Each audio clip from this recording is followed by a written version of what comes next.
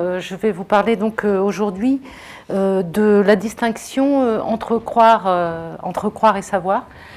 C'est un problème très actuel puisque la montée en puissance des intégristes fait des morts presque chaque mois en Europe et par ailleurs le phénomène aussi de la diffusion des informations sur Internet conduit parfois à confondre manipulation idéologique, information et connaissance. Donc finalement, je pense qu'il est très très important aujourd'hui de rappeler la distinction entre croire et savoir pour donner aussi des outils à tout à chacun de discussion avec par exemple des jeunes qui soutiennent la théorie du complot pour leur expliquer que justement il y a des critères précis qui permettent de distinguer le discours scientifique de ce qui ne l'est pas. À l'origine de mon travail, donc, il y a ce livre, La science et Dieu, entre croire et savoir, et le sous-titre. Et ce livre répond à une demande d'une personne que certains connaissent ici, Jean Rosemorduc, puisque je crois qu'il vit à Toulouse, c'est bien ça. Et donc Jean Rosemorduc, qui est un historien des sciences, qui a marqué son époque par sa volonté justement de diffuser l'histoire des sciences, m'avait demandé de faire le point philosophique sur la manière dont progressivement la science s'est libérée du joug de la théologie et de la métaphysique traditionnelle entendue comme philosophie première, c'est-à-dire science de Dieu, théologie, et la manière dont peu à peu elle a acquis son autonomie, son régime de discours propre, complètement indépendamment d'un fondement en Dieu ou d'un fondement dans la théologie. Alors c'est cette histoire que je voudrais brièvement retracer avec vous aujourd'hui. Donc c'est une sorte de condensé de mon livre que je vais présenter. Si vous avez lu ou si mon exposé vous intéresse, les arguments sont beaucoup plus développés dans cet ouvrage, bien sûr, mais je pense que je vais proposer une synthèse qui résume les grandes lignes de ma démonstration. Alors, pour commencer, je vais poser la question, pourquoi revenir aujourd'hui sur la formulation du postulat d'objectivité qui a eu lieu en 1644. On est quand même en 2017. L'énoncé du postulat d'objectivité, on la doit à Descartes, qui, dans l'article 28 de la première partie des Principia Philosophiae, des principes de la philosophie, a énoncé ce qui est devenu et ce qu'on a coutume d'appeler depuis le postulat d'objectivité. J'y reviendrai tout à l'heure.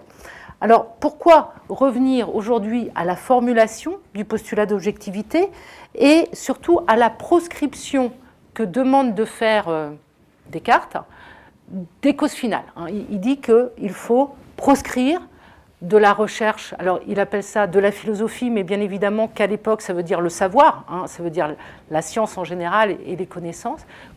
Il demande de proscrire la recherche des causes finales de la philosophie, donc de la science. Alors pourquoi revenir aujourd'hui à 1644 ? Pourquoi revenir au XVIIe siècle, revenir à Galilée et s'interroger sur le joug de la théologie et de la religion ? N'ont-ils pas, ces deux penseurs, Descartes et Galilée, proscrit de manière définitive dans l'activité scientifique la considération des causes finales, la considération des fins ? Selon le postulat d'objectivité, donc je vais juste vous expliquer de quoi il s'agit en revenant sur le texte même de Descartes. Selon le postulat d'objectivité, la science se déploie à partir du refus systématique de considérer comme pouvant conduire à une connaissance vraie toute interprétation des phénomènes en termes de cause finale, de dessein ou de projet, de finalité, pour le dire en un mot. Donc la science doit renoncer à tout raisonnement finaliste. Elle dit non à la solution de facilité qui consiste à renvoyer un problème non résolu ou mal posé à Dieu, créateur de l'univers, à Dieu, créateur de l'ordre de la nature, de tous les phénomènes, Donc c'est le fameux pourquoi cet homme qui est sorti dans la rue a-t-il reçu une tuile sur la tête et est mort? Eh bien, la régression à l'infini des causes s'arrête à Dieu. C'est-à-dire que oui, s'il est sorti dans la rue, c'est qu'il avait besoin d'aller acheter une baguette de pain, mais s'il est sorti dans la rue à ce moment-là, et on peut aussi expliquer mécaniquement que la tuile avait du jeu et qu'elle s'est détachée parce qu'il y avait un vent d'ouest qui souffle en ce moment sur Toulouse d'ailleurs, et qui a détaché la tuile. Et puis, donc on peut retrouver comme ça, mais quand même, si on demande pourquoi, finalement, on arrive à c'était écrit, c'était son destin, et on arrive à Dieu. Et en ce sens, Spinoza a une formule qui est absolument percutante. Il dit que tout raisonnement finaliste conduit à se réfugier dans Dieu comme asile de l'ignorance. C'est une formule que je trouve magnifique. C'est-à-dire que comme on ne connaît pas les motifs et les causes qui déterminent un phénomène, quand on ne le connaît pas, eh bien, on finit par se réfugier dans Dieu. C'est écrit, c'était son destin, c'était écrit dans le ciel, etc., comme asile de l'ignorance. Alors, pourquoi s'intéresser au problème de la science et de Dieu? Parce que d'aucuns, certains, voudraient nous faire croire que la science peut se faire sans admettre le postulat d'objectivité. D'aucuns voudraient nous faire croire que la science peut se construire sans refuser systématiquement que la nature puisse porter un projet, celui de Dieu qui l'a créé.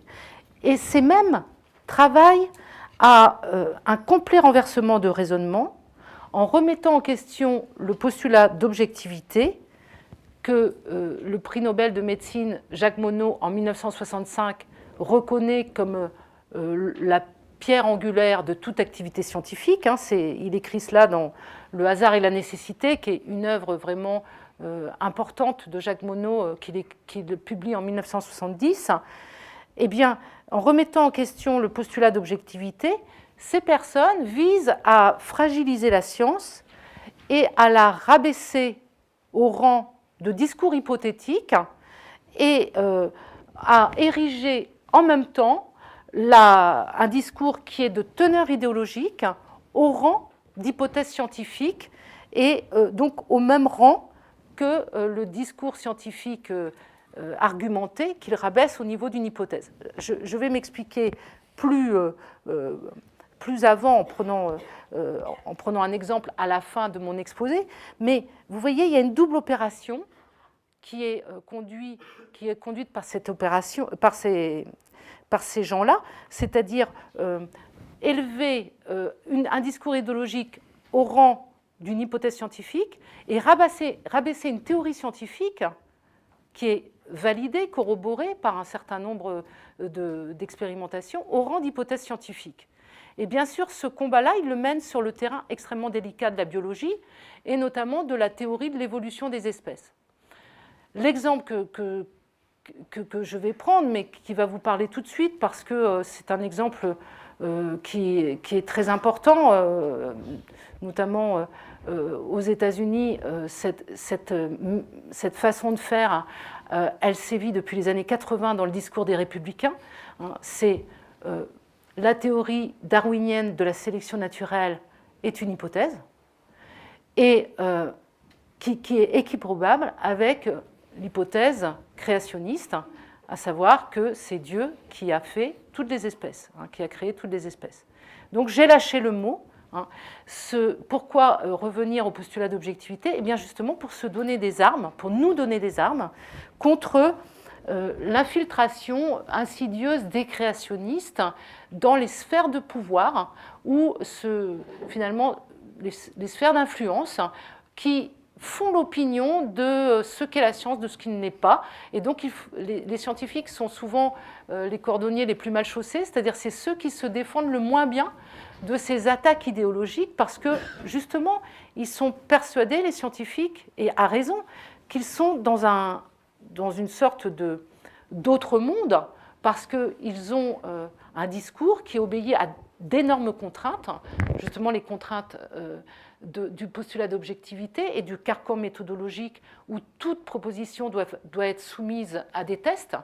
Et donc, finalement, ces scientifiques sont assez désarmés pour répondre à des discours de mauvaise foi. Hein, et je renvoie, c'est franchement d'actualité, quoi, avec le concept de post-vérité que développe en ce moment le président des États-Unis, avec tout ce climato-scepticisme qui a beaucoup de vent en poupe en ce moment aux États-Unis, le refus la volonté de se dégager de l'accord de Paris, etc. C'est vraiment, vous voyez, c'est vraiment des enjeux extrêmement importants parce que ce sont les mêmes, c'est les créationnistes. Le créationnisme est inscrit dans le programme des Républicains. Donc, et l'interdiction d'enseigner Darwin aussi à l'université. Alors, ils n'y arrivent pas, hein, parce qu'il y a de la résistance, mais c'est leur programme politique depuis presque 40 ans, hein, depuis 1980, où les premiers procès contre les biologistes qui voulaient enseigner Darwin ont commencé, hein, à Chicago. Alors, ces créationnistes, je les ai nommés enfin, cherchent, vous l'avez compris, à idéologiser la science, c'est-à-dire à la détruire en faisant entrer dans un débat idéologique ceux qui croient en Dieu et ceux qui refusent que l'activité scientifique interfère avec la question de Dieu. Et ce qui est très important pour comprendre le fonctionnement des créationnistes, c'est qu'il ne s'agit pas d'un débat théologique. Il s'agit d'un débat idéologique et d'une volonté de domination et de prise de pouvoir dans les sphères d'influence. Ce qui montre bien que ce n'est pas un débat théologique, c'est qu'ils sont tous d'accord, hein, qu'ils soient juifs, musulmans ou chrétiens. Ils sont les intégristes, hein, je parle des intégristes, se donnent la main pour justement rabaisser la science au niveau d'une hypothèse et d'un discours idéologique et élever un discours idéologique créationniste au niveau d'une hypothèse scientifique et d'une théorie scientifique. Donc, il ne s'agit pas d'un débat théologique, ça c'est un point extrêmement important, tout comme l'intégrisme prétendument religieux est en réalité un intégrisme politique.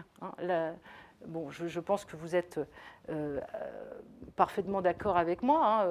Les attentats de Londres ce week-end, ça n'a rien à voir avec les textes du Coran et ça n'a rien à voir non plus avec la religion en tant que telle. C'est un prétexte pour asseoir un régime de terreur. Donc, certes, ils se revendiquent islamistes, mais en réalité, c'est un prétexte. Leur programme, il est bien de faire régner un régime de terreur politique. Donc, la religion, ici, elle est vraiment une sorte de tremplin qu'on saisit pour manipuler encore plus l'opinion, mais la tâche est politique. Alors, la stratégie des créationnistes, c'est de récupérer de la tradition philosophique ce qu'on appelle le Dieu des philosophes, qui a pour fonction principale de fonder la science, et aussi de fournir tous les principes dont le statut est assez étrange. J'y reviendrai tout à l'heure, mais je parle ici, par exemple, du principe de causalité, du principe d'économie, du principe de simplicité, du principe d'uniformité. Tous ces principes ont un statut quelque peu complexes et on les a traditionnellement attribués à Dieu. C'est Dieu qui conserve, par exemple pour Descartes, dans la partie 2 des principes de la philosophie, Dieu conserve la même quantité de mouvement dans l'univers.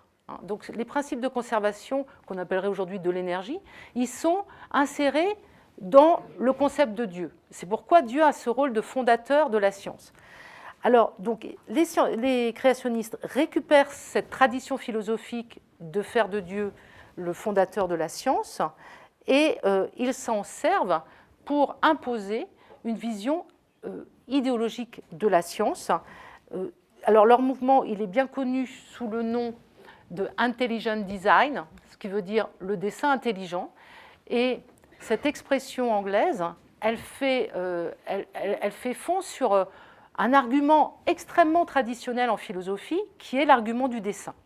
Qu'est-ce que c'est l'argument du dessin ? Alors Voltaire le résume parfaitement, c'est à l'horloge qu'on reconnaît l'horloger. Qu'est-ce que ça veut dire ? Ça veut dire que les scientifiques, surtout à partir de la science moderne, donc XVIIe et XVIIIe siècle, arrivent à trouver des lois ou des principes qui unifient l'ordre de la nature. Et donc on arrive à parler d'un ordre de la nature qui aboutit finalement à penser que tout est bien organisé, hein, que tout est harmonieux. Alors, un des piliers de cette conception de l'ordre de la nature, c'est par exemple Newton, hein, qui élabore la loi de l'attraction universelle, hein, qui explique aussi bien la chute d'un pot de géranium du 5e étage d'un immeuble que du mouvement des planètes autour du Soleil.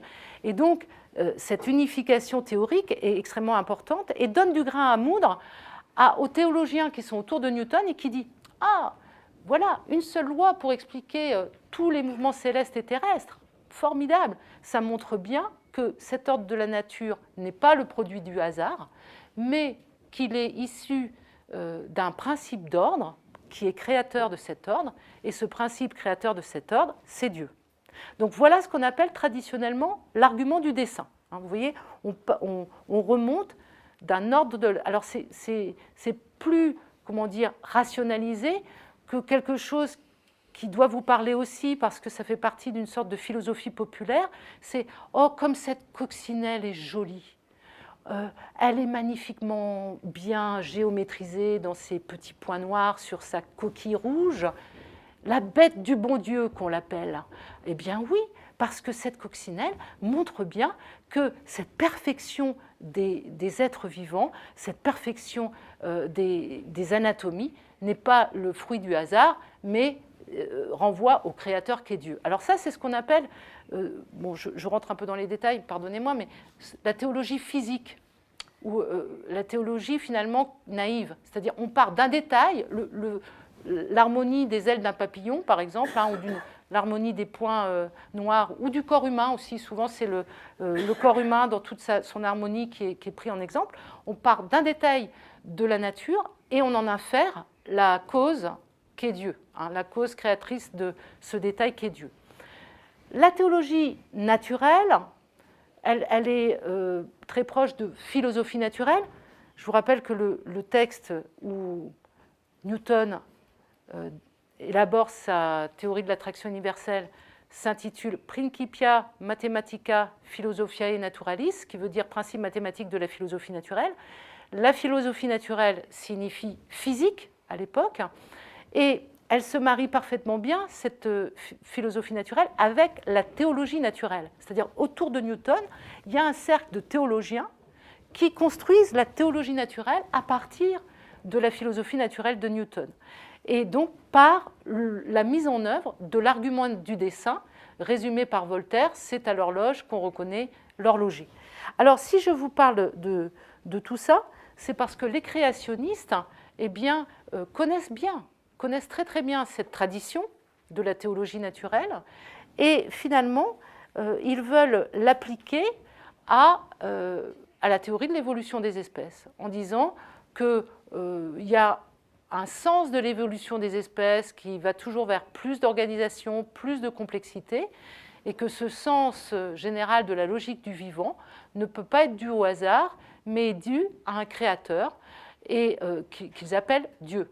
Donc, ce faisant, ils considèrent que Darwin et son principe explicatif de la sélection naturelle est une hypothèse, et ils arrivent assez vite à l'idée qu'il y a deux hypothèses en concurrence, comme il pouvait y avoir au temps de l'astronomie l'hypothèse de Ptolémée, de Copernic et puis de Tycho Brahe en concurrence. Là, il y a actuellement, pour les créationnistes, au XXIe siècle, il y a deux hypothèses en concurrence. L'hypothèse de Darwin, de la sélection naturelle, et puis l'hypothèse créationniste. À partir de là, on a tôt fait de dire, eh bien, il y a une hypothèse qui vaut mieux que l'autre, c'est l'hypothèse créationniste, parce qu'elle donne de l'espoir au monde. L'idée, c'est que Darwin, c'est une science pour athées, alors que le créationnisme, c'est une science pour croyants. Et qu'il vaut mieux croire que de ne pas croire. Donc évidemment, nous, ça nous choque, parce qu'on est dans un pays où, à Toulouse, il y a une université qui s'appelle Jean Jaurès, donc on est dans un pays quand même de tradition laïque, et on pense, à tort ou à raison, qu'on peut échapper à cet engouement pour le créationnisme. Alors, à tort ou à raison, parce que moi qui suis universitaire, je peux vous dire qu'il y a 2 ou 3 ans, par exemple, dans toutes les universités belges, suisses, et ça commençait à venir en France, les créationnistes distribuaient des atlas de la création. Rien que le titre nous instruit du contenu, hein, atlas de la création. Alors c'était magnifique. Alors j'ai regardé un petit peu de quoi il s'agissait. Les images étaient, les résolutions de photographie étaient parfaites, c'était très glamour, c'était très très bien présenté sur papier glacé, et c'était un discours créationniste qui était diffusé. Et puis, on entend souvent dans le discours habituel sur le vivant, même dans des documentaires animaliers, on entend souvent que cette espèce, ces créatures, voilà, on entend ce mot créature qui est quand même un mot très très connoté. Hein, créature pour dire être vivant, ce n'est pas la même chose que parler d'organisme et d'être vivant. Hein, donc ce discours créationniste, il est quand même très très diffusé. Et puis, il est présent aussi par des actes politiques que je ne rappellerai pas, de Donald Trump dernièrement, mais aussi par la montée en puissance des intégrismes en général aujourd'hui. Alors, c'est les raisons pour lesquelles il me semble qu'il est extrêmement important aujourd'hui d'être bien au clair sur ce qui différencie un régime de discours scientifique de tout autre régime de discours. Et pour ce faire, eh bien, je crois qu'il faut en revenir aux 4 siècles qui ont marqué la libération de la science vis-à-vis de la théologie. Et puis, il faut revenir aux arguments fondamentaux que les philosophes ont avancés pour dire que la science, ce n'est pas la même chose que l'opinion. Et que la science, ce n'est pas un discours ordinaire, que c'est un discours qui sort du langage ordinaire. Alors, je voudrais pour commencer vous citer Descartes, puisque Galilée et lui ont vraiment collaboré, enfin ils n'ont pas collaboré au sens qu'ils se connaissaient de leur vivant, c'est pas ça que je veux dire, mais par leurs écrits, ils ont collaboré à énoncer ce postulat d'objectivité. Galilée donc l'a mis en œuvre dans sa pratique scientifique et Descartes l'a vraiment énoncé. Alors je vous lis le texte du paragraphe 28 de la première partie des Principes de la philosophie. Il dit ceci, c'est le titre du paragraphe, qu'il ne faut point examiner pour quelle fin Dieu a fait chaque chose, mais seulement par quels moyens il a voulu qu'elle fût produite. Donc je vous lis maintenant le développement de ce paragraphe. Nous ne nous arrêterons pas aussi à examiner les fins que Dieu s'est proposées en créant le monde, et nous rejetterons entièrement de notre philosophie la recherche des causes finales, car nous ne devons pas tant présumer de nous-mêmes que de croire que Dieu nous ait voulu faire part de ses conseils. Mais, le considérant comme l'auteur de toutes choses, nous tâcherons seulement de trouver par la faculté de raisonner qu'il a mise en nous, comment les choses que nous apercevons par l'entremise de nos sens ont pu être produites, et nous serons assurés par ceux de ces attributs dont il a voulu que nous ayons quelque connaissance, que ceux que nous aurons une fois aperçus clairement et distinctement appartenir à la nature de ces choses, à la perfection d'être vrai. Alors ce texte, c'est vraiment un texte extrêmement célèbre en philosophie. Je vais résumer dans un langage plus contemporain ce que dit ici Descartes. Il dit donc rejet de la méthode de recherche par les causes finales, ce qui se traduit par la nature est objective et non pas projective. Alors, elle n'obéit pas à un projet, elle n'est pas finalisée. La nature est objective, ça veut dire que c'est un ensemble de phénomènes que la science se donne pour tâche de décrire et d'expliquer. Que nous livre la nature? Elle nous livre des régularités. Et la science a pour objet de décrire de la manière la plus précise possible, mais c'est une connaissance approchée qui est toujours approchante, mais jamais coïncidente avec ces régularités-là. C'est-à-dire que c'est la raison pour laquelle l'avenir a de la science. La science a de l'avenir. J'espère que l'avenir a aussi de la science à son registre.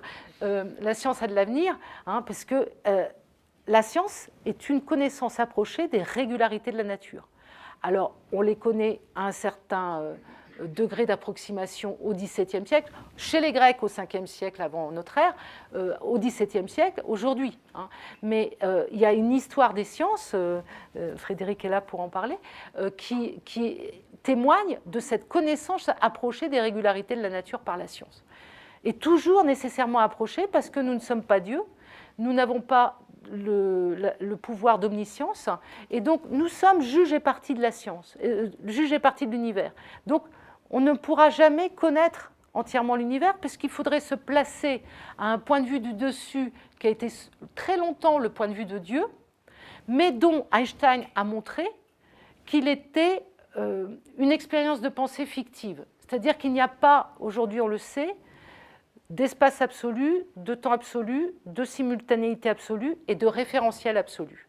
Donc, plus personne qui connaît l'astronomie, enfin l'astrophysique et la théorie de la relativité d'Einstein ne peut prétendre aujourd'hui se mettre en tant que scientifique omniscient au-dessus de l'univers pour dire voilà, je suis omniscient et je vous dis le déterminisme universel, je vous dis exactement ce qui va se passer à l'instant T, je connais la configuration mécanique des causes, je vous dirai demain ce qui va se passer. Plus personne ne dit ça, on sait aujourd'hui qu'on ne peut qu'approcher des épistémologies régionales, hein, et que c'est donc dans un certain ordre de phénomènes qu'on peut mettre en œuvre une connaissance rigoureuse, hein, vraie, mais qui n'est pas ad vitam aeternam vrai, hein, qui va aussi évoluer.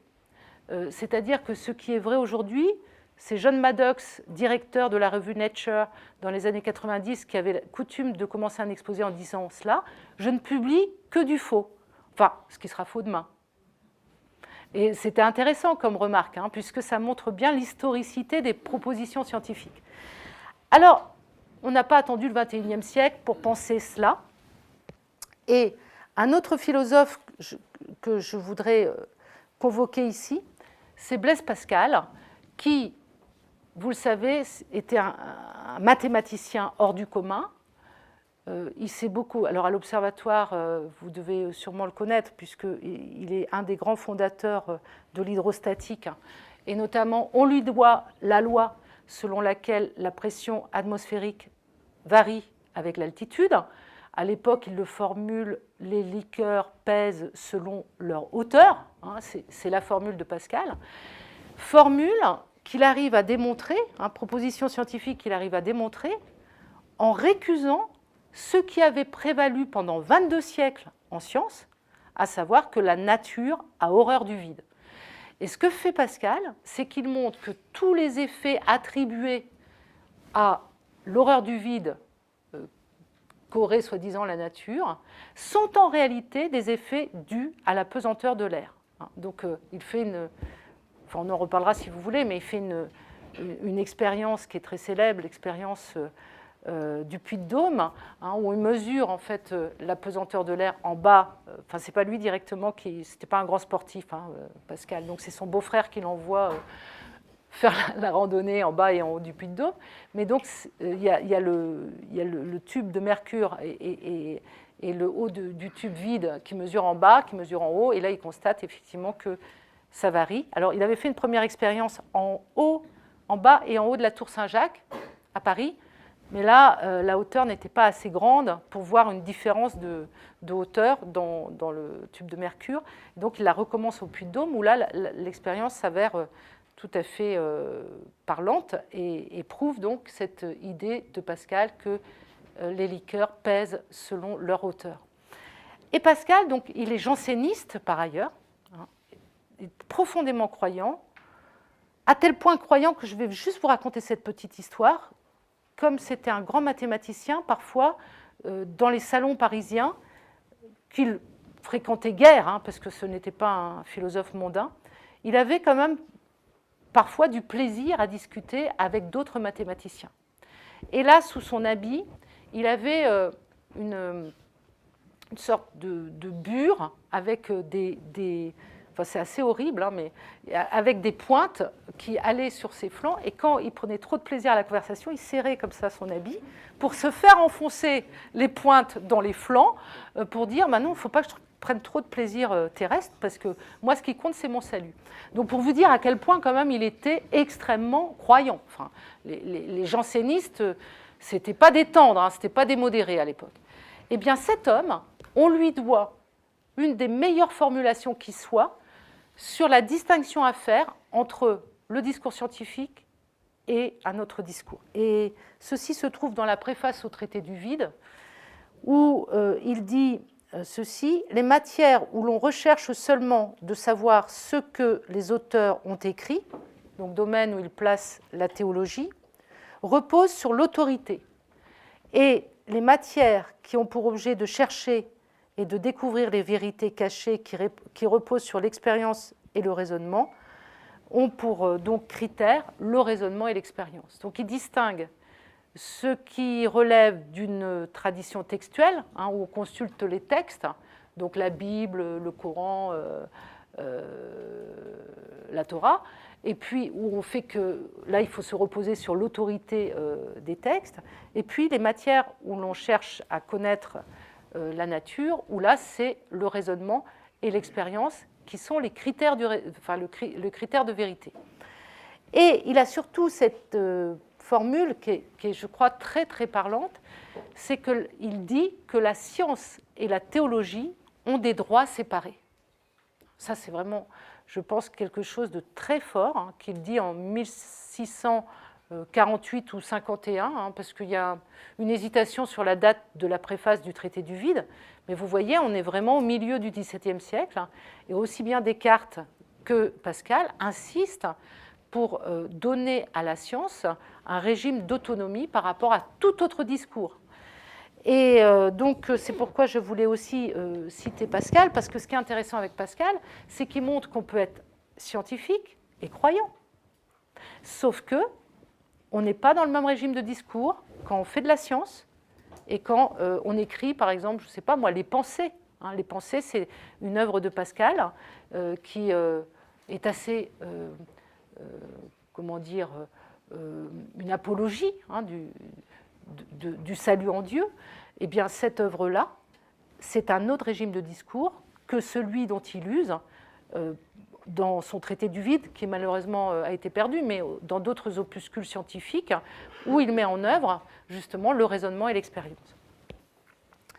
Alors, cela veut dire, parce que ça c'est une question qui est très importante aussi, on peut être scientifique et avoir des croyances. D'ailleurs, et nécessairement, on est scientifique et on a des croyances, puisque c'est humain d'avoir des croyances.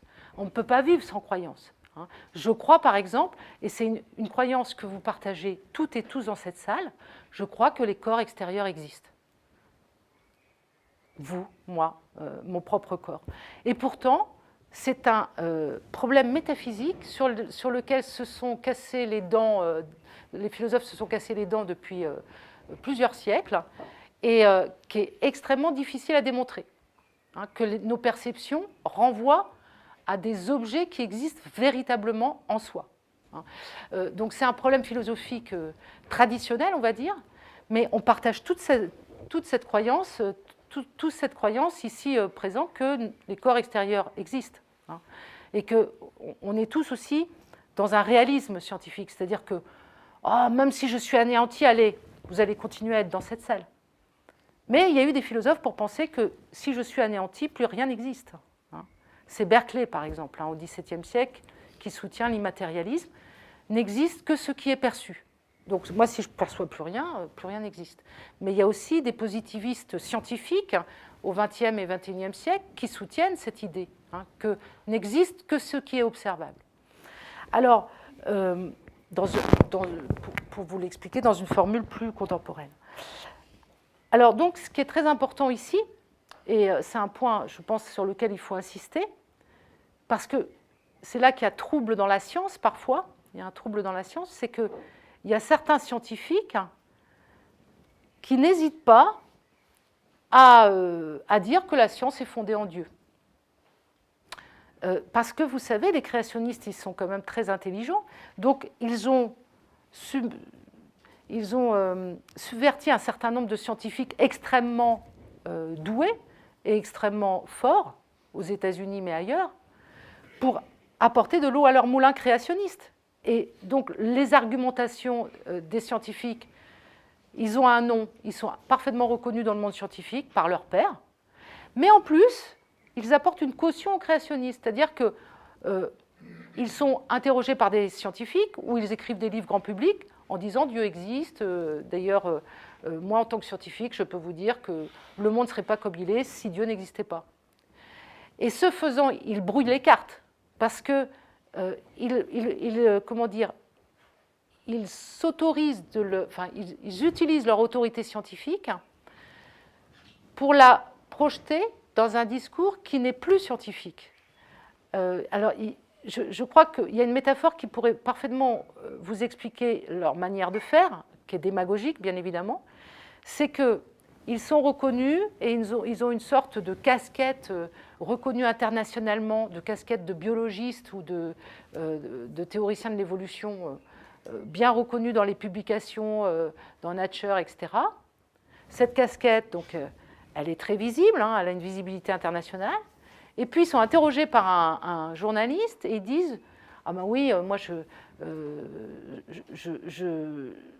tous mes travaux montrent que Dieu existe. Tous mes travaux montrent que Dieu existe. » Ça, c'est une phrase qui n'est pas scientifique, qui est complètement idéologique, créationniste, mais qui n'est pas scientifique. Donc, vous voyez, ces gens-là, ils enlèvent leur casquette de scientifique, ils mettent leur casquette créationniste, et là, ils disent des choses idéologiques en s'autorisant de leur dignité scientifique. Donc c'est ça qui est très, très pernicieux chez les créationnistes, c'est que comme ils ont plein d'argent, ils ont su s'entourer au Tea Party ou dans des endroits comme ça, ils ont su, parce qu'ils financent des recherches, hein, donc ils ont su s'entourer de gens qui sont scientifiquement très reconnus et qui sont d'accord pour manipuler. Pour manipuler et puis pour changer de casquette, c'est-à-dire avoir leur casquette scientifique, prendre celle de l'idéologie, dire que c'est la même chose et brouiller toutes les cartes du discours scientifique et de ce qui ne l'est pas. En réalité, quelqu'un comme Blaise Pascal, qu'est-ce qu'il fait? Quand il travaille sur la nature à horreur du vide en disant ça c'est une proposition qu'il faut renverser parce qu'il y a une nouvelle théorie scientifique que je suis en train d'établir, à savoir la pression atmosphérique varie avec l'altitude, là il a sa casquette de scientifique. Et puis il dit oh, maintenant j'enlève ma casquette de scientifique et j'écris les pensées. Et le oh de Pascal, c'est sa préface au traité du vide, la science et la théologie ont des droits séparés. Il le dit haut et fort, et à partir de là, quand on lit Pascal, on sait toujours où il est. On sait toujours quelle casquette il a sur la tête. Et c'est aussi le penseur qui a mis en avant les pensées de derrière la tête, mais lui, il a très bien su faire le distinguo entre un discours, on va dire, idéologique ou religieux et un discours scientifique. Alors, donc, on va prendre maintenant à bras-le-corps la question la science peut-elle se passer de Dieu? Et je vais y répondre brièvement en disant qu'à l'âge classique, la science ne peut pas se passer de Dieu, au sens où même quelqu'un comme Descartes, dont je vous ai cité le texte tout à l'heure, écoutez bien, il dit « Car nous ne devons pas tant présumer de nous-mêmes que de croire que Dieu nous ait voulu faire part de ses conseils, mais le considérant comme l'auteur de toutes choses, nous tâcherons de savoir comment les phénomènes se produisent. » Donc la recherche des causes efficientes, la méthode de recherche des causes efficientes, ne jamais se poser la question à quelle fin, pourquoi, mais toujours se poser la question comment. Comment ces phénomènes se produisent-ils? Donc ça, c'est vraiment une rupture très forte dans la pratique scientifique. On ne pose plus la question des fins, pourquoi telle chose existe-t-elle, mais on pose la question des moyens, des causes efficientes. Comment tel phénomène se produit-il? Mais cette déclaration se fait au sein d'un paragraphe où Descartes ne remet pas en question que Dieu est l'auteur de toutes choses. Et que Dieu est même l'auteur des mathématiques, c'est lui qui a créé les mathématiques, c'est lui qui a créé les régularités de la nature, les lois de la nature, etc. Donc, et cela s'explique par ce que je vous ai dit tout à l'heure, à savoir qu'au XVIIe siècle, tous les principes métaphysiques dont on a besoin pour faire de la science, le principe d'économie, le principe d'économie des causes, le principe de simplicité des effets, le principe de conservation de ce qu'on appelle à l'époque non pas l'énergie, mais la force, hein, ou la même quantité de mouvement dans l'univers, tous ces principes sont référés en Dieu. Hein, c'est parce que Dieu est constant en ses actions, parce qu'il est parfait, et que l'inconstance est une imperfection, c'est parce que Dieu est parfait et constant en ses actions qu'il conserve la même quantité de mouvement dans l'univers. Donc vous voyez, tous les principes métaphysiques dont la science a besoin, c'est aussi parce que Dieu est un bon économe que la lumière, dans sa propagation rectiligne, suit le plus court chemin. Donc c'est l'espace qu'elle économise, la lumière. Sauf que pour la réfraction, c'est le temps qu'elle économise. Donc il y a tout un travail de recherche sur le chemin de la lumière, mais qui fonctionne sur un même raisonnement, à savoir que quand on cherche la quantité que la lumière ou que la nature économise dans son action, eh bien, on est renvoyé très vite, quand on est théologien, à Dieu comme bon économe. C'est parce que Dieu est un bon économe que finalement il y a des principes de moindre action dans l'univers. C'est-à-dire les principes de moindre action, on les réfère à Dieu comme bon économe. Alors que, donc il y a ça, hein, donc à l'âge classique, la science ne peut pas se passer de Dieu parce que, si vous voulez, tous les principes métaphysiques nécessaires pour faire de la science sont attribués à Dieu, sont intriqués dans le concept de Dieu. Mais au XVIIIe siècle, enfin déjà au XVIIe avec des penseurs comme Bacon, comme Descartes dont j'ai parlé, avec Spinoza, et puis à la fin du XVIIe siècle avec Bayle, Pierre Bayle, donc qui écrit le dictionnaire historique et critique et qui reprend plein d'arguments de Spinoza contre le raisonnement finaliste. On arrive au XVIIIe siècle avec des penseurs qui sont extrêmement célèbres, comme Diderot, d'Alembert, Lamétrie, Helvétius, le baron d'Holbach, etc.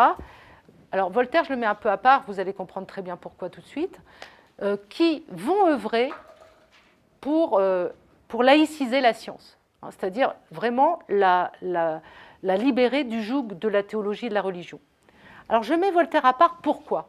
Parce que Voltaire est profondément newtonien, il a défendu Newton, et c'est un aspect de son œuvre qu'on connaît mal, mais c'est lui qui a introduit Newton en France, aux Français, hein, qui a dit « Attendez, il faut arrêter d'être cartésien et de croire au tourbillon céleste ». Il y a un Anglais qui a établi une théorie qui est d'une puissance prédictive extraordinaire, voilà, je prends les mots d'aujourd'hui, et qui est bien supérieure à Descartes, justement dans la puissance prédictive qu'a sa science de pouvoir calculer le coefficient des marées ou bien la prochaine éclipse du Soleil, etc. Le calcul, hein, principe mathématique de la philosophie naturelle. Je reviens juste sur ces deux titres. Hein. Descartes écrit en 1644 les principes de la philosophie et Newton écrit en 1687, vous voyez, 43 ans après, les principes mathématiques de la philosophie naturelle. Il ajoute deux adjectifs au titre de Descartes, principes mathématiques de la philosophie naturelle. Mais ce faisant, il provoque une révolution scientifique parce que, d'abord, il restreint le champ de la philosophie à la physique. Il dit qu'il va s'intéresser uniquement à la philosophie naturelle, c'est-à-dire à la physique, et qu'ensuite, il va le faire selon une méthode qui est celle de la mathématisation. Donc, principe mathématique de la philosophie naturelle. Donc, Voltaire est un profond admirateur de Newton, mais il va aussi saisir Newton pour finalement diffuser une sorte de déisme, c'est-à-dire que l'ordre de la nature ne peut pas être produit par hasard, et il faut remonter au principe créateur de cet ordre qu'est Dieu. Et donc, malgré le fait que Voltaire a lu Bayle, que Voltaire, par la mort de la marquise du Châtelet, qui fut sa compagne pendant plus de 15 ans, puis ensuite, ce qui l'a traumatisé, c'est le tremblement de terre de novembre 1755 à Lisbonne, qui a fait plus de 10 000 morts. Il dit, mais est-ce que vraiment le monde est parfait? Il commence à s'interroger sur la question du mal et sur la question de l'existence vraiment de Dieu. Est-ce que Dieu, s'il a créé l'univers, il peut aussi avoir provoqué tant de malheurs et tant de catastrophes? Malgré cela, jusqu'à la fin, il gardera ses habits de déiste, même si en réalité sa réflexion philosophique, elle est plutôt spinoziste, elle est plutôt sceptique. Elle va plutôt d'ailleurs, le dernier titre d'un dernier traité philosophique qu'il a écrit, c'est Le philosophe ignorant, qui renoue avec la tradition socratique. Je sais que je ne sais rien. Mais bon, c'est pour ça que je mets Voltaire à part, parce que Voltaire, c'est aussi celui qui a inventé la formule « c'est à l'horloge qu'on reconnaît l'horloger », et qui donc est d'accord avec les théologiens qui gravitent, si je puis dire, autour de Newton. Et en revanche, en France, parce que Voltaire, il est toujours plutôt du côté de la Lorraine ou du côté de la Prusse, donc il vit pas vraiment, il est toujours un pied dans un pays, un pied dans un autre pour pouvoir fuir le plus vite possible si on vient l'inquiéter. Et il est plutôt dans l'Est, donc entre la Suisse, la Lorraine, la Prusse. Contrairement donc à Voltaire, on a à Paris des penseurs qui ont pris des risques très importants, qui s'appellent Denis Diderot, Jean Leron d'Alembert, et ces penseurs-là, eh bien, ils ont vraiment compté dans les articles, ils ont diffusé leurs pensées dans les articles de l'Encyclopédie, qui était un ouvrage qui a été la plus grande entreprise française de l'époque. C'est celle qui a occupé plus de 1000 ouvriers pour l'impression, les dessins, l'imprimerie, etc. Et dans les articles sur hypothèses, par exemple, ou dans les articles, enfin tous les articles relatifs à la science, je pense ici par exemple à Cause finale, dont je vais vous dire un mot, mais aussi, enfin donc c'est cause, c'est l'article cause, et puis d'Alembert, il fait un paragraphe spécifique sur les causes finales. Et puis il y a l'article action ou l'article cosmologie, où là, il s'inscrit aussi contre les penseurs comme Maupertuis à l'époque, c'est son contemporain, qui donc élabore le principe de moindre action et s'en saisit pour dire si toute la nature, tout le chemin de la lumière, mais aussi le chemin des corps, donc aussi bien la mécanique que l'optique, montre qu'il y a une seule quantité que la nature économise, c'est l'action, cela veut dire que Dieu existe. Il se saisit de sa démonstration du principe de moindre action pour inférer que Dieu existe.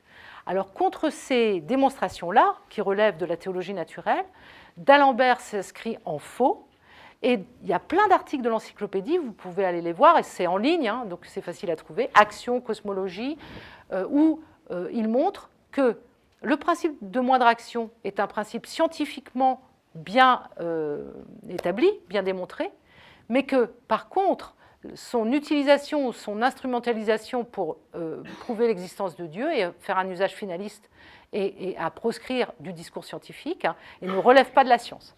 Et dans Cause finale, c'est pareil, c'est-à-dire qu'il dit que les travaux en optique qui cherchent à montrer que Dieu est un bon économe et que donc la lumière économise telle quantité et pas telle autre, eh bien ces manières de raisonner par les causes finales aboutit à des erreurs parce que, comme je le disais, eh bien, la propagation rectiligne, c'est l'espace que la lumière économise, et puis dans la réfraction, c'est le temps, et puis si on a affaire à des miroirs concaves ou convexes, là aussi, ce n'est pas le chemin le plus court que la lumière choisit. Donc ça, c'est dans l'article cause, allez le voir. Bref, ils ont pris des risques importants pour diffuser cette pensée qu'il y a un discours scientifique qui est à distinguer clairement du discours finaliste, que la science ne procède pas selon la méthode de recherche des causes finales. Et alors, à ce moment-là, est-ce qu'on peut dire, bon, alors le divorce est consommé entre la science et la théologie, ça veut dire que la science, elle est parfaitement autonome.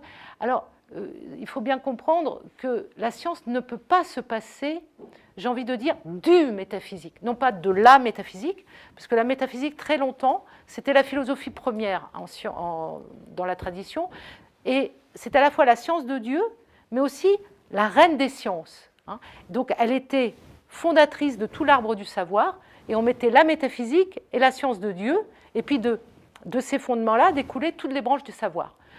Et d'Alembert et Diderot sont les premiers à dire « Oh là là, il faut revoir le haut de la colonne raison, c'est pas la métaphysique, ou alors il faut entendre la métaphysique autrement, il faut refondre le sens du mot métaphysique. » Mais cela n'empêche pas d'Alembert, intelligent comme il est, d'avoir bien compris que la science ne peut pas se passer du métaphysique, parce qu'elle a besoin des fameux principes dont je vous ai parlé depuis le début, principe d'économie des causes, principe de simplicité des effets, c'est-à-dire si je constate les mêmes effets à Toulouse et à Brest, eh bien je dirais c'est les mêmes causes. Si je vois un ciel de traîne, qu'a photographié d'ailleurs Yves il n'y a pas longtemps pour l'affiche, je me dis, bon, il y a de la pluie ou il va y avoir de la pluie. Donc, mêmes effets, mêmes causes. Vous voyez, c'est le principe de simplicité des effets. Et puis, il y a le principe d'uniformité du cours de la nature, c'est-à-dire que je me place dans une position de croyance où je dis, il y a des régularités de la nature et demain, le soleil va se lever. Enfin, entre guillemets, puisqu'on sait bien que ce n'est pas le soleil qui se lève, mais nous qui tournons autour du soleil. Et donc ces postulats, ou le postulat d'objectivité, je ne peux pas le démontrer. Il faut que j'accepte que le discours scientifique se fait sans rechercher les causes finales, se fait en postulant que la nature est objective et pas projective. Donc, ce que fait d'Alembert et ses compères, c'est qu'il montre que la science ne peut pas se passer de métaphysique, mais que les principes métaphysiques, ce sont des postulats que les scientifiques acceptent à partir du moment où ils font de la science. Ils ne sont pas démontrables, mais ils font partie d'une sorte de système de raisonnement qui est d'emblée accepté quand on fait de la science. C'est ce que j'ai appelé aussi tout au début de mon exposé le carcan méthodologique.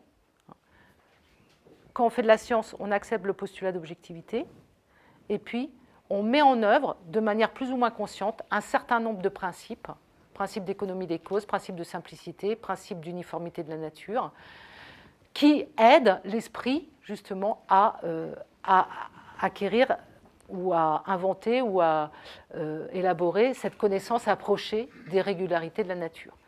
Donc ça, c'est un point. Et l'idée aussi importante que d'Alembert a parfaitement non seulement élaborée, comprise, mais aussi diffusée, c'est que la science donc, ne doit pas dépendre d'un autre fondement qu'elle-même et que ces principes qu'elle a intégrés dans sa pratique. Parce qu'on ne doit plus faire de la science comme on en faisait au XVIIe siècle, où là, les savants, même Pascal encore, il voulait découvrir les lois de la nature. Donc, l'idée, c'était que la vérité, il y avait mais c'était lié à Dieu comme fondateur de la science. Donc, Dieu, il a déposé des vérités qui sont voilées, et le scientifique, il soulève le voile pour découvrir une vérité de la nature. D'Alembert, il dit non, non, ça ne fonctionne pas comme ça du tout, parce que si on pense ainsi le concept de vérité, on arrive finalement à une conception de la vérité absolue, c'est-à-dire qu'une fois qu'on a découvert une loi, eh bien, c'est une vérité de la nature qu'on a découverte. Et Pascal maintient ce vocabulaire-là de vérité de la nature ou de secret de la nature, alors que par ailleurs, il a insisté pour dire que la science était évoluée en fonction des techniques, en fonction des instruments de mesure et d'observation qu'elle a élaborés, et que ce qui est vrai aujourd'hui ne l'était pas au 5e siècle, quand la nature a horreur du vide, c'était vrai au temps d'Aristote, c'était vrai encore quand on n'avait pas d'instruments de mesure précis, mais ça ne peut plus être vrai au XVIIe siècle. Malgré cela, il est resté dans une conception finalement métaphysique de la vérité, et d'Alembert dit non, non, non, non, les lois, ce ne sont pas des lois de la nature, ce sont des lois scientifiques. Ce sont les humains qui font les lois. Donc les lois, c'est des lois de la science, faites par les humains, donc des lois humaines, et c'est pour ça qu'elles sont rectifiables, les lois, parce qu'elles ne sont pas gravées dans le marbre de la nature.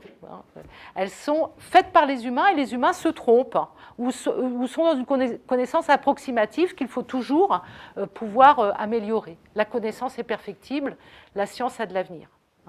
Alors, je crois que j'ai déjà beaucoup parlé. Je voudrais, pour conclure, eh bien, vous expliquer pourquoi finalement je me suis intéressée à cette question et pourquoi il me semble vraiment important aujourd'hui de revenir, enfin d'éclaircir les choses et puis d'insister sur cette distinction entre croire et savoir, parce que donc le mouvement de l'intelligent design met le monde à l'envers.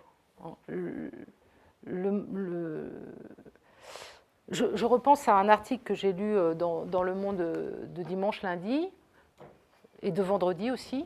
C'est ce qui se passe aujourd'hui à propos de Monsanto et du CICR, le Centre international de recherche contre les cancérigènes, qui se trouve à Lyon. Et là, Monsanto envoie des messages par ses avocats, comminatoires, mais comme si c'était une guerre diplomatique, hein, comme si c'était un État, quoi, comme si c'était Trump lui-même qui adressait une lettre au centre de recherche scientifique pour leur dire votre science, elle est pourrie. Hein, c'est le vocabulaire qu'ils emploient. C'est une science pourrie pour discréditer Monsanto et pour faire en sorte le déclin de l'Amérique, quoi. Et ce vocabulaire, comme le concept de post-vérité, tout ce qui est autour de fake news, et puis de ce concept de science pourrie, moi, c'est quelque chose qui me donne froid dans le dos, parce que j'ai lu les Lumières, et je sais à quel point ils ont pris des risques pour justement libérer la science de l'idéologie. Et quand j'entends aujourd'hui la science est pourrie, je me dis, mais c'est pas possible. On peut pas, enfin, d'accuser un centre de recherche qui est directement issu de l'OMS, hein, de l'Organisation mondiale de la santé, entendre aujourd'hui des avocats d'une des plus grosses internationales qualifier cette science de pourrie, je me dis que c'est grave et que justement il faut se donner les moyens toujours, parce que la science, elle est jamais mauvaise, elle est jamais bonne.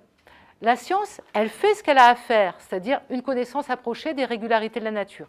Après, ce sont les applications politiques, économiques qu'on fait de la science qui sont mauvaises ou qui sont liées à des choix politiques mauvais ou bons pour la santé des populations ou pour l'avenir de la planète et autres. Mais la science, elle est irréprochable moralement. Elle n'est pas attaquable moralement, puisque j'ai essayé de vous l'expliquer, elle obéit à un tel carcan méthodologique que vraiment on ne peut pas accuser les scientifiques de manquer de rigueur ou d'être dans l'idéologie. Hein. Donc, si cette accusation de science pourrie qui fait penser à tous pourris, l'antisystème, etc., eh bien, aujourd'hui, a la possibilité de s'exprimer alors que, enfin, ce vocabulaire-là a la possibilité de s'exprimer alors qu'on a eu 4 siècles de philosophie critique pour montrer que le discours scientifique était autre qu'un discours idéologique, je m'inquiète. Et je me dis que c'est important, en effet, de défendre l'intégrité de ce qu'est la science et du discours scientifique, et puis de rappeler qu'il n'y a pas une science pour athées, une science pour croyants, hein, parce que les professeurs, si M. Jean Rosemorduc m'a demandé au départ de faire ce livre, c'est parce qu'il y avait des professeurs de sciences de la vie et de la Terre qui n'arrivaient plus à enseigner Darwin, qui n'arrivaient plus à leurs élèves de 3e à expliquer la théorie de l'évolution des espèces. Il y avait un brouhaha qui surgissait de sa classe, des classes, immédiatement, avec « oui, toi, madame, tu crois en Darwin parce que tu es athée ». Voilà. Hein. Donc là, on est dans la confusion des cartes la plus totale. Hein. On brouille, les cartes sont complètement brouillées. Hein. C'est des petits élèves musulmans ou juifs qui disent ben non, madame, tu es athée, c'est pour ça que tu crois à Darwin. Bon. Ou chrétien. Hein. Bon. Et donc, on a ici, on atteint le comble du retour aux pratiques irrationnelles. Et quand on attaque la science, on attaque la liberté de conscience et on attaque en premier lieu la vie commune, le monde commun. Hein. Donc, on a tout fait ensuite de dire, d'introduire un discours où, au lieu de faire de la science, parce que moi je suis en philosophie à Reims, mais je discute avec beaucoup de collègues scientifiques qui remarquent qu'en mathématiques, il n'y a plus beaucoup d'inscrits, en physique, il n'y a plus beaucoup d'inscrits, en philosophie, il n'y a plus beaucoup d'inscrits. Par contre, d'étudiants, d'effectifs. Par contre, il y a beaucoup d'inscrits en psychologie, il y a beaucoup d'inscrits en information et communication, il y a beaucoup d'inscrits dans toutes ces matières nouvelles, mais dans le savoir fondamental, 2 plus 2 égale 4, eh bien, les rangs sont désertés. Et ça, c'est vraiment inquiétant. C'est inquiétant, et je crois que... Et il y a aussi la théorie du complot dont je parlais pour commencer, avec cette naïveté qui fait que les réseaux sociaux alimentent des choses qui ne sont absolument pas vérifiées. On ne donne pas les moyens non plus aux petits de savoir ce que ça veut dire croiser les sources, etc. Je crois que c'est à apprendre dès la primaire, ça. Parce que même peut-être avant, c'est la maternelle, j'en sais rien. Mais il faut très vite aiguiser l'esprit critique. Maintenant que tout se lit sur la toile, y compris donc ce qui est fondamentalement anti-science, anti-connaissance, et qui est idéologique et manipulation et démagogie. Donc je crois que c'est très important ici de rappeler à quel point la manipulation idéologique des créationnistes, eh bien, elle est en réalité celle des intégristes. Ce sont les mêmes. Et donc elle conduit à des positions très difficiles quand elles sont tenues par le président des États-Unis, quand même, sur la haine de la science, la haine de la connaissance, un cynisme comment dire, rhétorique aussi et charismatique. Enfin, tout cela est très inquiétant pour finalement avoir une réaction. Enfin, je pense qu'il faut vraiment prendre conscience des enjeux et avoir une réaction de résistance. Je dirais pas scientiste, loin de moi cette idée que hors de la science, point de salut, mais au moins savoir la défendre, savoir la défendre becs et ongles, parce que c'est un territoire de liberté, la science. Primo Levi, quand il a été à Auschwitz, disait que c'est sa formation de chimiste qui l'a sauvé, parce que c'était la seule chose qui n'était pas manipulable. C'était justement les transformations chimiques, ça, c'était pas manipulable idéologiquement. Et c'est ce qui l'a sauvé. Il écrit ça dans le système périodique, si vous voulez lire ce texte. C'est un très beau texte où il explique son expérience des camps en disant que ce qui l'a sauvé, c'est la science. Et il y a un autre texte aussi qui est extraordinaire sur ce plan-là, c'est 1984 d'Orwell, où le Big Brother exige d'un scientifique, un mathématicien, exige qu'il dise 2 et 2 ne font pas 4. Et on voit que dans cet enjeu-là, de pouvoir, de détruire la science vraiment, de dire le contraire de ce que dit la science, il y a vraiment toutes les dictatures possibles et tous les fascismes possibles qui peuvent s'engouffrer. Donc c'est pour ça que je pense que c'est vraiment important d'avoir des bons arguments bien affûtés, depuis 4 siècles, c'est pas rien, pour dire un discours scientifique, ce n'est pas la même chose qu'un discours de propagande sur Internet. Je vous remercie.